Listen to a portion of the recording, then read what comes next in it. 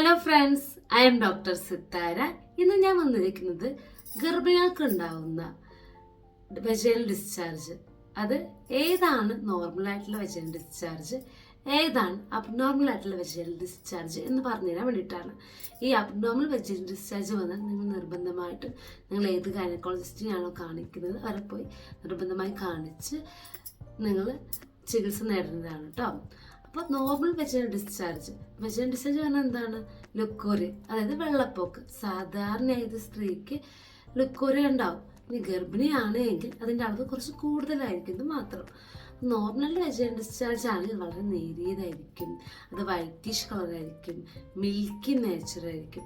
അതിന് പ്രത്യേകിച്ച് മണമൊന്നും സാധാരണയായിട്ട് ഉണ്ടാവില്ല. ഇനിയിപ്പോൾ മണം ഉണ്ടാവുകയാണെങ്കിൽ വളരെ ചെറിയൊരു മണമായിരിക്കും, അങ്ങനെ ഭയങ്കരമായിട്ട് അസഹനീയമായിട്ടുള്ള മണമൊന്നും ആവില്ല കേട്ടോ. പൊതുവെ അതിന് മണം ഉണ്ടാവാറില്ല.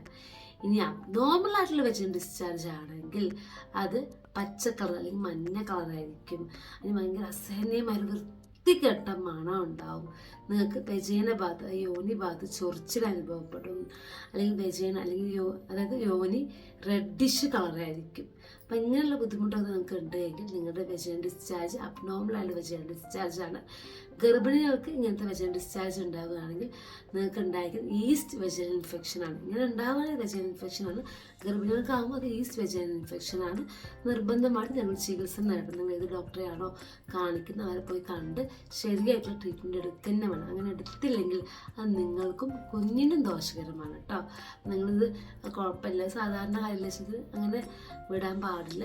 ശരിയായിട്ടുള്ള ട്രീറ്റ്മെൻറ്റ് ഈ കാര്യത്തിന് അത്യാവശ്യമായിട്ടുള്ള ഒന്നാണ് കേട്ടോ. നിങ്ങളുടെ കുഞ്ഞിൻ്റെ ആരോഗ്യത്തിന് വേണ്ടി ശരിയായ ട്രീറ്റ്മെൻറ്റ് നിങ്ങൾ ഈ വെജൈനൽ ഇൻഫെക്ഷൻ എടുക്കേണ്ടതാണ്. നോർമൽ സ്ത്രീക്ക് വെജൈനൽ ഇൻഫെക്ഷൻ വന്നാൽ തീർച്ചയായിട്ടും ട്രീറ്റ്മെൻറ്റ് എടുക്കുന്നുണ്ട്, അല്ലെങ്കിൽ ഭാവിയിൽ എന്തെങ്കിലും ബുദ്ധിമുട്ടുണ്ടാകാൻ സാധ്യതയുണ്ട്.